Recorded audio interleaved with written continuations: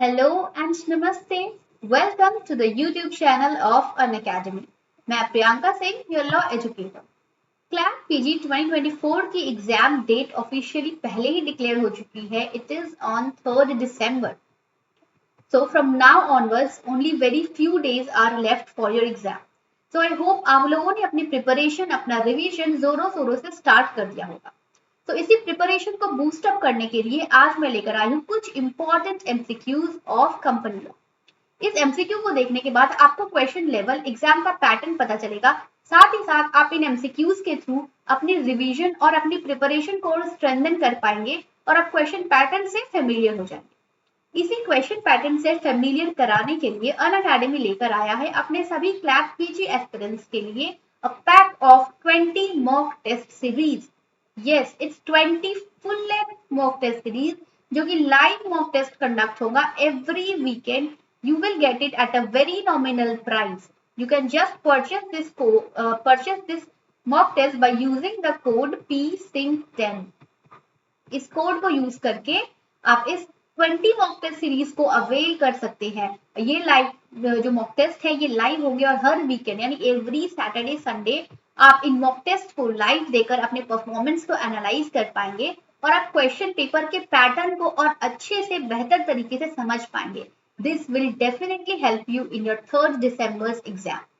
So do purchase this series of 20 mock tests. तो let's start with the questions, the MCQs जो आपको company law से related है और ये आपको एग्जाम में बहुत हेल्प करेंगे और आपकी प्रिपरेशन में और रिवीजन में भी हेल्प करेंगे। तो let's start with the question number 1। What is known as the charter of the company. I hope अभी तक आप लोगों ने कंपनी लॉ के बेसिक्स तो 100% पढ़ लिए होंगे। तो कंपनी के चार्टर, कंपनी का चार्टर हम कंपनी के कौन से डॉक्यूमेंट को कहते हैं? A, memorandum of association, B, bylaws, C, article of association या फिर D, prospectus. Exam, final exam जो है आपका वो एमसीक्यू बेस्ड ही होता है और वो टाइम बेस्ड होता है। सो इट इज इंपॉर्टेंट कि आप विद इन टाइम, क्योंकि इसमें पैसेज भी होते हैं। आज के एमसीक्यू में there is no passage, so try to read the question and answer, mark the answer very carefully and very quickly. So here the correct answer is the memorandum of association. किसी भी company का जो charter है यानी ये charter को जिसे हम इम्पोर्टेंट डॉक्यूमेंट कहते हैं या फिर हम इसे कह सकते हैं मोस्ट इम्पोर्टेंट डॉक्यूमेंट। जैसे हमारे कंट्री को रन करने के लिए जो मोस्ट इम्पोर्टेंट डॉक्यूमेंट है वो होता है हमारा कॉन्स्टिट्यूशन, है ना। कॉन्स्टिट्यूशन के बेसिस पर ही आगे दूसरे लॉज बने हैं और जो बेसिक लॉ है हमारे कंट्री का वो कॉन्स्टिट्यूशन में मेंशन है। सिमिलरली कंपनी के भी जो बेसिक रूल्स होते हैं वो इनके मेमोरेंडम में मेंशन होते हैं। इसीलिए मेमोरेंडम ऑफ एसोसिएशन को कंपनी का कॉन्स्टिट्यूशन भी कहा जाता है। देख लिया आपने, एक क्वेश्चन से किस तरह से और एक दो क्वेश्चन जो है वो ट्विस्टेड फॉर्म में एग्जाम में पूछे जा सकते हैं। इसलिए इन एमसीक्यूज को सॉल्व करना बहुत जरूरी है क्योंकि इससे आपको क्वेश्चन का पैटर्न पता चलता है। आप लोगों ने कंपनी के डिटेल्स में तो इसके डेफिनेशंस वगैरह को काफी बार पढ़े होंगे, लेकिन कई बार होता क्या है कि जब उसी स्टेटमेंट को क्वेश्चन फॉर्म में पूछा जाता है तो स्टूडेंट्स कंफ्यूज हो जाते हैं। सेकेंडली, जो ऑप्शंस होते हैं उसको देखकर भी कई बार स्टूडेंट कंफ्यूज हो जाते हैं और कुछ ऑप्शंस ऐसे उन्हें सिमिलर लगते हैं कि वो आता हुआ क्वेश्चन भी, आता हुआ आंसर भी रॉन्ग कर देते हैं।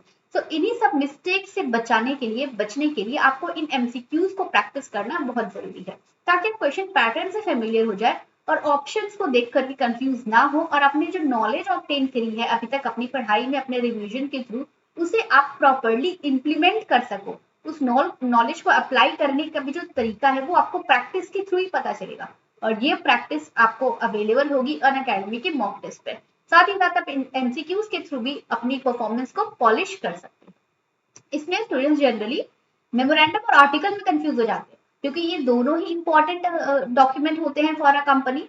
But don't get confused, the most important document या फिर किसी कंपनी का जो कॉन्स्टिट्यूशन होता है वो होता है memorandum of association. Okay, moving on to the next question. The minimum paid up capital for a public company. अगर पब्लिक कंपनी बन रही है, पब्लिक कंपनी फॉर्म हो रही है तो जो मिनिमम पेड अप कैपिटल वो कितनी होनी चाहिए? 5 लाख, 4 लाख, 3 लाख या फिर 2 लाख। अब कंपनी फॉर्म होने के लिए कुछ कैपिटल तो चाहिए, पैसे तो चाहिए। तो अगर पब्लिक कंपनी बनानी है तो मिनिमम कैपिटल जो है वो कितना होना चाहिए। हम कई बार टफ चीजें पढ़ने के चक्कर में जो इजी बेसिक चीजें ना वो हमसे मिस हो जाती है, तो ये चीज बिल्कुल भी नहीं करना है कि सिर्फ टफ चीजों को पढ़ते जाओ और प्रैक्टिकल ग्राउंड लेवल के क्वेश्चन को आप इग्नोर करते जाओ। तो आपको हर चीज कंप्लीट डिटेल नॉलेज आपको हर चीज की होनी चाहिए। तो पब्लिक कंपनी का जो मिनिमम पेड अप कैपिटल है वो होना चाहिए 5 लाख। प्राइवेट कंपनी का मिनिमम पेड अप कैपिटल कितना होना चाहिए, आंसर करिएगा कमेंट बॉक्स में। Moving on to the next question. The name of a company can be changed by।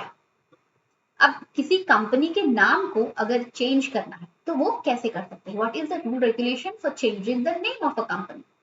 It can be changed by an ordinary resolution, by the special resolution, by the approval of the union government, या फिर by the special resolution with the approval of the central government। अब first instance में student confuse हो जाते हैं between two options, ये approval of the union government and special resolution या फिर सिर्फ स्पेशल रेजोल्यूशन है। तो 3 आंसर तो आपको मार्क नहीं करना है, अल्टीमेटली आपको एक ही आंसर मार्क करना है और इसमें रिस्क भी आप नहीं ले सकते हो क्योंकि देयर इज नेगेटिव मार्किंग। तो you should be sure about जो भी आप आंसर मार्क कर रहे हो। तो here the correct answer is a special resolution with the approval of the central government।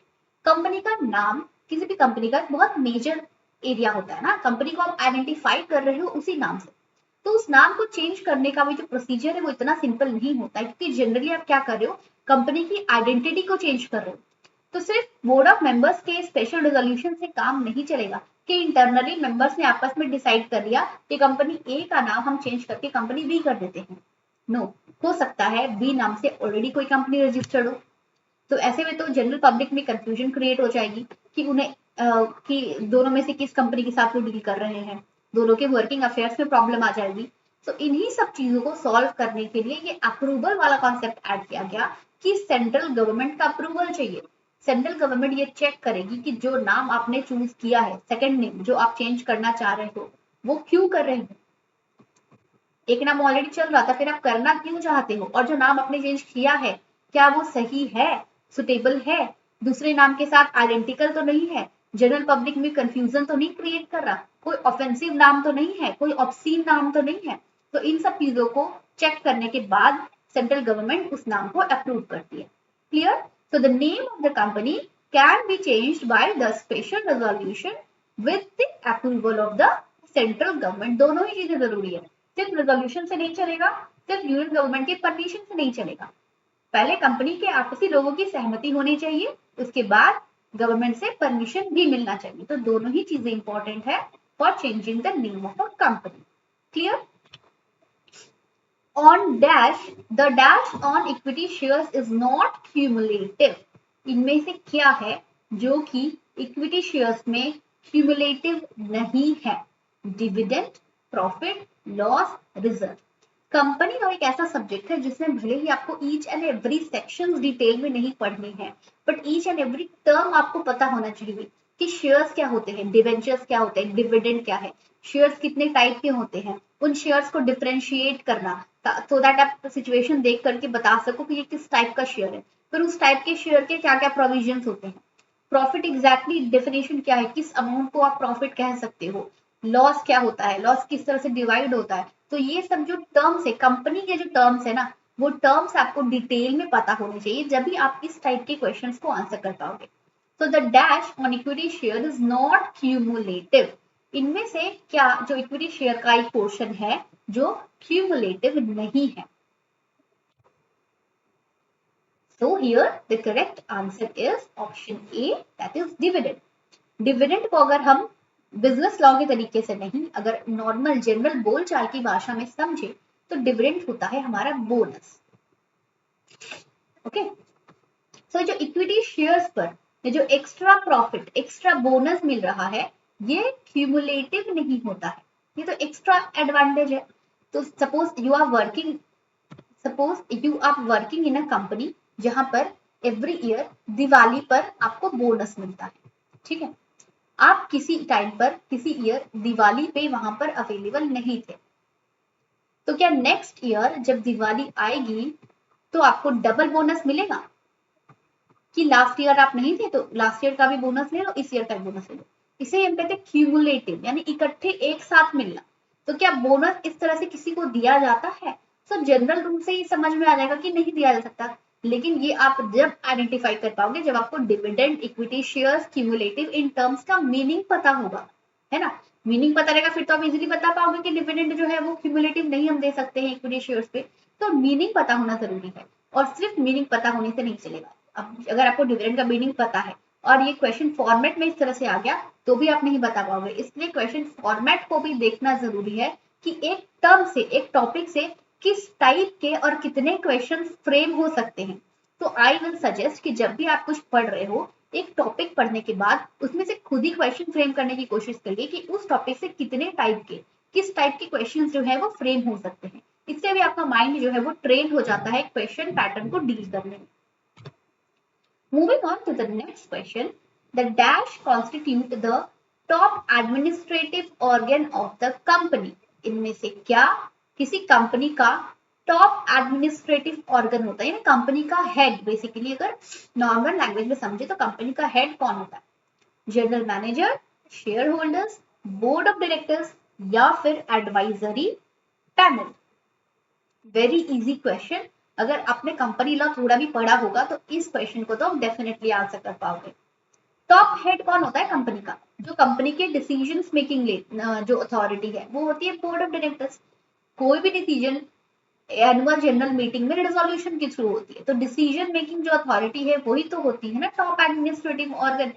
Company का एडमिनिस्ट्रेशन कैसे चलेगा, कंपनी किस तरह से रन करेगी, ये कौन डिसाइड कर रहा है? ये डिसाइड करता है the board of directors. So dash constitute the top administrative organ of the company. Company का टॉप एडमिनिस्ट्रेटिव ऑर्गन कौन है? Board of directors.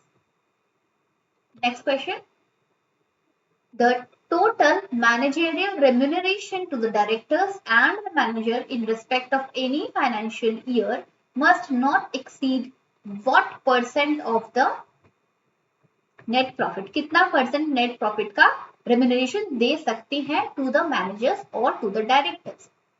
1, 3, 11 या फिर 10। कंपनी में डायरेक्टर्स और मैनेजर्स को एक फिक्स रेम्यूनरेशन दिया जाता है। तो द क्वेश्चन इज कि एक फाइनेंशियल ईयर में पूरे कंपनी के नेट प्रॉफिट का कितने परसेंट से ज्यादा आप रेम्यूनरेशन शेयर नहीं कर सकते हो विद द डायरेक्टर्स और द मैनेजर। तो इन सब क्वेश्चन के आंसर के लिए आपको कंपनी लॉ डिटेल में पता होना चाहिए, जब भी आप इनको आंसर कर पाओगे। Okay, so here the correct answer is 11%। किसी कंपनी के नेट प्रॉफिट का एक फाइनेंशियल ईयर में 11% से ज्यादा आप रेम्यूनरेशन नहीं दे सकते हो टू एनी डायरेक्टर या फिर to any manager. Clear? But ये जो रूल है रेम्यूनरेशन वाला, it is applicable only till 11%। 11% से ज्यादा नहीं दे सकते, 11% से कम दे सकते हैं remuneration to the members and director. The amount of minimum subscription may be learn from the. किसी भी शेयर का मिनिमम सब्सक्रिप्शन प्राइस क्या है वो कैसे पता चलता है? इस डॉक्यूमेंट के through we come to know about the minimum subscription price, prospectus, memorandum of association, article of association या फिर records of the general meeting। कौन से डॉक्यूमेंट में किसी भी शेयर का मिनिमम प्रिस्क्रिप्शन प्राइस मेंशन होता है? इसके लिए आपको ये जानना जरूरी है कि प्रोस्पेक्टस होता क्या है, इसमें क्या क्या चीजें मेंशन होती है, मेमोरेंडम क्या होता है, इसमें क्या क्या चीजें, कौन कौन से क्लॉज मेंशन होने चाहिए, आर्टिकल ऑफ एसोसिएशन क्या होता है, इसमें क्या क्या चीजें कंटेन होनी चाहिए। तो ये चीजें अगर आपको पता है तो आप इजीली आइडेंटिफाई कर पाओगे कि जो सब्सक्रिप्शन प्राइस है वो कौन से डॉक्यूमेंट में लिखा होता है। Here the correct answer is prospectus. Prospectus is an invitation to offer. आप किसी भी कॉलेज में अगर स्कूल में एडमिशन लेने चाहते हो तो पहले आपको क्या मिलता है? कंपनी का ब्रोचर, स्कूल कॉलेज का ब्रोचर मिलता है, प्रोस्पेक्टस मिलता है, जिसको आप देखते हैं। उसमें कॉलेज और स्कूल की फीस मेंशन होती है, स्कूल के ऑब्जेक्टिव्स, एम्स, ये सब चीजें मेंशन होती है ना, जिसको देख करके आप डिसाइड करते हो कि स्कूल में, उस कॉलेज में पढ़ना है या नहीं। फीस कितनी लगेगी, वो सब चीजें प्रोस्पेक्टस में मेंशन होती है। तो same thing with the company also. Prospectus is a document, it is an invitation to offer to the general public. General public जो है वो प्रोस्पेक्टस को देखकर पढ़कर ये डिसाइड करती है कि उसे उस कंपनी में इन्वेस्ट करना है या नहीं करना है, उस कंपनी के शेयर्स उसे परचेस करने चाहिए या नहीं करने चाहिए। तो ये प्रोस्पेक्टस जनरल पब्लिक को ये डिसाइड करने में हेल्प करती है। तो जो मिनिमम सब्सक्रिप्शन प्राइस है, शेयर्स किस रेट पर मिलेंगे, मिनिमम प्राइस कितनी देनी पड़ेगी, अलॉटमेंट प्राइस कितना होगा किसी भी शेयर का, ये सभी चीजें स्कूल कॉलेज के फीस की तरह कंपनी के प्रोस्पेक्टस में ही मेंशन कर दी जाती है कि प्रोस्पेक्टस के थ्रू जो पब्लिक है वो चार्ज और प्राइजेस को देख करके, समझ करके, एनालाइज करके फाइनली ये डिसाइड कर सके कि उसे उस कंपनी के शेयर्स लेने हैं या नहीं लेने। क्लियर? तो the amount of minimum subscription, जो भी शेयर का मिनिमम सब्सक्रिप्शन प्राइस है वो क्या होता है, that is clearly mention in a prospectus. Next, when can a private company commence business? कोई प्राइवेट कंपनी अपना बिजनेस कब स्टार्ट कर सकती है? अगर आपने नहीं पढ़ा होगा ये टॉपिक, ये टर्म, तो आपको ये सभी आंसर्स करेक्ट लग रहे होंगे। That at any time, after applying for registration, after obtaining the certificate of incorporation, after obtaining the certificate of commencement of business, है ना? तो इसके लिए आपको कंपनी लॉ का डिटेल में पढ़ना जरूरी है, सो दैट आप डिफरेंशिएट कर पाओ करेक्ट आंसर में। तो हियर प्राइवेट कंपनी जो है वो अपना बिजनेस स्टार्ट कर सकती है after obtaining the certificate of incorporation. बहुत से स्टूडेंट को ये लगता है कि कमेंसमेंट, अच्छा कमेंस करने की बात हो रही है तो ये वाला सही होना चाहिए, कमेंसमेंट ऑफ बिजनेस वाला होगा, बट यही आप गेस करते हो और आपका आंसर हो जाता है रॉन्ग और आपको मिल जाते हैं -0.25 आपके डिडक्ट हो जाते हैं। तुक्का नहीं लगाना है, नॉलेज होनी चाहिए, कॉन्सेप्ट के बारे में पता होना चाहिए कि क्या है प्राइवेट कंपनी, ये कैसे काम कर रही है। तो प्राइवेट कंपनी की ये रिक्वायरमेंट है कि अगर उन्हें बिजनेस कमेंस करना है तो वो स्टार्ट कर सकते हैं अपना business after obtaining the certificate of incorporation. जैसे ही कोई कंपनी अपने सभी डॉक्यूमेंट्स रजिस्ट्रार के पास सबमिट करती है, तो सबमिशन के बाद कंपनी जो रजिस्ट्रार है वो सभी डॉक्यूमेंट्स को वेरीफाई करती है। उसके बाद एक सर्टिफिकेट ऑफ इनकॉर्पोरेशन इशू किया जाता है कंपनी को, सभी कंपनीज को, आइदर प्राइवेट और पब्लिक। लेकिन रूल ये कहता है कि जो प्राइवेट कंपनीज है वो सर्टिफिकेट ऑफ इनकॉर्पोरेशन मिलने के बाद से ही अपने बिजनेस को स्टार्ट कर सकती है। सर्टिफिकेट ऑफ इनकॉर्पोरेशन मिलने के बाद फिर इंटरनल इन्वेस्टिगेशन होती है, उसके बाद जो रजिस्ट्रार है वो certificate of commencement of business provide कराता है। सो जो पब्लिक कंपनीज है वो अपना बिजनेस स्टार्ट कर सकती है only after obtaining the certificate of commencement of business. Clear? Confuse नहीं होना है, ये रूल सिर्फ प्राइवेट कंपनीज के लिए है, ये प्रिविलेज सिर्फ प्राइवेट कंपनीज को मिला हुआ है कि जो प्राइवेट कंपनीज है वो अपना बिजनेस कमेंस कर सकती है after obtaining the certificate of incorporation. लेकिन जो पब्लिक कंपनीज है वो अपना बिजनेस स्टार्ट कर सकती है only after obtaining the certificate of commencement of business. जब उन्हें गवर्नमेंट की तरफ से सर्टिफिकेट मिलेगा कि वो अपने बिजनेस को स्टार्ट कर सकती हैं, तब पब्लिक कंपनीज अपने बिजनेस को कमेंस करेंगी। The next question is an exception to the doctrine of constructive notice is। Company law में बहुत सारे केस लॉज, बहुत सारे डॉक्ट्रिन्स हैं जो आपको पढ़ना है विथ केस लॉज। ये एक बहुत मेजर एरिया है कंपनी लॉ का जिसे आपको डिटेल में कवर करना है, ठीक है? तो the doctrine of constructive notice का एक्सेप्शन क्या है, इनमें से कौन सा डॉक्ट्रिन जो है वो डॉक्ट्रिन ऑफ कंस्ट्रक्टिव नोटिस का एक्सेप्शन है? The doctrine of ultra vires, doctrine of indoor management, lifting of corporate veil, the doctrine of ultra vires in article of association. इसका आंसर जानने के लिए आपको तो पहले सभी डॉक्ट्रिन्स पता होने चाहिए कि कौन से डॉक्ट्रिन में क्या कहा गया है, उस डॉक्ट्रिन का मीनिंग क्या है, जब भी आप इसको आंसर कर पाओगे। अगर आपको मीनिंग पता है फिर तो ये क्वेश्चन आपका 100% करेक्ट होगा। तो move to the correct answer is the doctrine of indoor management. Doctrine of constructive notice ये कहता है कि जो भी पर्सन कंपनी से एनी हाउ कनेक्टेड है,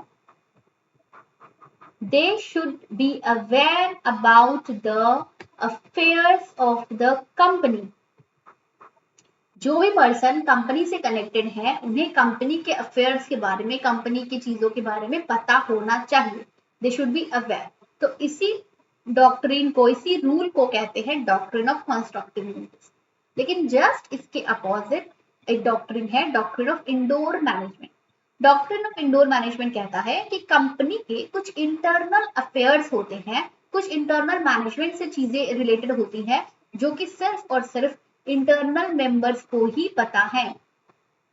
बाहर के मेंबर्स, आउटसाइडर्स, जो आउटसाइडर्स हैं उन्हें इसके बारे में नहीं पता होता है और नहीं पता होना चाहिए. ये कहता है डॉक्ट्रिन ऑफ इंडोर मैनेजमेंट. तो ये दोनों डॉक्ट्रिन जो है वो एक दूसरे को कॉन्ट्रावेंट कर रहे हैं. एक तो कहता है कि कोई भी पर्सन जो भी कनेक्टेड है उसे सभी चीजें पता होनी चाहिए. सेकेंड जो डॉक्ट्रिन है इंडोर मैनेजमेंट का, वो ये कहता है कि सिर्फ इंटरनल चीजें, इंटरनल मैनेजमेंट कैसे कंपनी काम कर रही है, ये it is a kind of secret. तो ये जनरली आउटसाइडर सभी मेंबर्स को नहीं पता होना चाहिए. ये सिर्फ इंटरनली जो मेंबर्स हैं कंपनी के उन्हें ही पता होना चाहिए. तो this the doctrine of indoor management is the exception to the general doctrine of constructive notice. Clear? Next question. An association of 30 persons not registered under an Companies Act but carrying on a business is illegal association, partnership, private company या public company. अगर 30 लोगों का एक association है, एक group है, ठीक है, जो कि रजिस्टर्ड नहीं है कंपनीज एक्ट के रूल रेगुलेशन के according, they are not registered but carrying on a business, लेकिन कोई बिजनेस, कोई काम कर रहे हैं, तो इस टाइप के ग्रुप को, उस टाइप के एसोसिएशन को आप क्या कहोगे? इलीगल एसोसिएशन या फिर उसे पार्टनरशिप कहोगे, क्योंकि देयर इज मोर देन 2%, दो से ज्यादा तो एक से ज्यादा हो गया तो पार्टनरशिप हो जाता है. या फिर इसे आप प्राइवेट कंपनी कहोगे या फिर it will be a public company. Very easy question but a bit tricky, क्योंकि इसमें कई बार लोग पार्टनरशिप पे मार्क कर जाते हैं. But the correct answer is illegal association. क्योंकि 30% का ग्रुप है जो कि रजिस्टर्ड नहीं है, तो अब लॉ तो हमारा यहीं पर क्लियर हो गया कि जो कंपनी लॉ के प्रोविजन के अगेंस्ट चल रहा है, कंपनीज एक्ट में रजिस्टर्ड ही नहीं है, तो that association will be called an illegal association. आप बिना कंपनी को रजिस्टर कराए बिजनेस कैरी ऑन नहीं कर सकते. बिजनेस आप कर रहे हो तो आपको अपनी कंपनी बनाई है तो आपको कंपनीज एक्ट के अंडर उसे रजिस्टर कराना पड़ेगा. Okay, so any association of persons जो कि रजिस्टर्ड नहीं है और बिजनेस कैरी ऑन कर रहे हैं, वो कहलाता है इलीगल एसोसिएशन. सो ये थे कुछ क्वेश्चंस. आई होप ये क्वेश्चंस को देखकर आपको आइडिया लग गया होगा कि सिर्फ कॉन्सेप्ट पढ़ने से नहीं होता है, उसे क्वेश्चन के फॉर्मेट में देखना, समझना, प्रैक्टिस करना जरूरी है. तो इसी टाइप के डिफिकल्टी लेवल को मैच करते हुए आपको अनअकैडमी पे pack of 20 full length mock test मिलते हैं. इसमें पैसेज बेस्ड क्वेश्चन होंगे एग्जैक्टली सेम जैसा कि आपका 3 दिसंबर को पेपर आने वाला है. उसी पेपर पैटर्न को फॉलो करते हुए ये मॉक टेस्ट है, ये प्रिपेयर किया गया है ताकि आप फाइनल एग्जाम के लिए, 3 दिसंबर के एग्जाम के लिए आप प्रिपेयर हो सको. तो 20 फुल लेंथ मॉक टेस्ट का एक सीरीज है, एक पैक है जो आपको बहुत ही नॉमिनल प्राइस पर अवेलेबल हो रहा है. You can just purchase this by using the code PSING10. इस कोड को यूज करके आप बहुत ही नॉमिनल प्राइस पे इन 20 मॉक टेस्ट को अवेल कर सकते हैं, जो कि हर वीकेंड होती है, क्योंकि we know that time is running very fast. अभी से बहुत बहुत कम टाइम लेफ्ट है. अब जितना लेट करोगे उतना आप मिस करोगे इस अपॉर्चुनिटी को, इस मॉक टेस्ट को देने में. और mock test time to time इसको देना, ये आपकी प्रिपरेशन को और भी स्ट्रेंथन करता है. अगर अभी तक आपने क्लैट पीजी की प्रिपरेशन के लिए तैयारी शुरू नहीं की है और आप कंफ्यूज्ड हैं, तो आप अनअकैडमी के इस अचीवर्स बैच को ज्वाइन कर सकते हैं. एक फ्रेश बैच स्टार्ट हुई है from 6 July to help all the CLAT PG aspirants जो भी इस ईयर 3 दिसंबर के एग्जाम में अपीयर होना चाहते हैं. इस पूरे बैच में आई एम प्रियंका सिंह, मैं आपको पढ़ाऊंगी business law. There are other educators जो आपको अपने सब्जेक्ट वाइज इस एग्जाम की प्रिपरेशन में हेल्प करेंगे।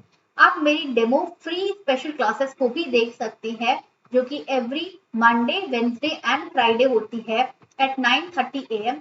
इन स्पेशल क्लासेस के थ्रू भी आप मेरी क्लासेस को देख सकते हैं। ये बिल्कुल फ्री है और आप अपनी प्रैक्टिस को, अपने रिवीजन में आप हेल्प ले सकते हैं। ये बिल्कुल फ्री और लाइव क्लासेस होती है Monday, Wednesday, Friday at 9:30 AM। इस अचीवर्स बैच में अगर आप ज्वाइन करते हो तो आपको मिलते हैं बेस्ट एजुकेटर्स, मेंटोर्स जो आपकी हेल्प करेंगे आपको एग्जाम को क्रैक कराने में और आपकी ड्रीम एनएलयूज में एडमिशन दिलाने में। इसमें डेली लाइव क्लासेस होती है, लाइव टेस्ट और क्विजेस भी कंडक्ट होते हैं, जैसे कि मॉक टेस्ट भी कंडक्ट हो रहा है, ये लाइव कंडक्ट होता है। और स्ट्रक्चर्ड कोर्सेस है, आपको कैटेगरी वाइज, सब्जेक्ट वाइज जो है वो कोर्स अवेलेबल होगा और हर क्लास का पीडीएफ भी आपको अवेलेबल होगा, नोट्स भी बेसिकली आपको अवेलेबल होंगे अगर आप इस क्लैट पीजी के प्लस प्रोग्राम को ज्वाइन करते हैं तो। So there will be a lot of benefit for all CLAT PG aspirants.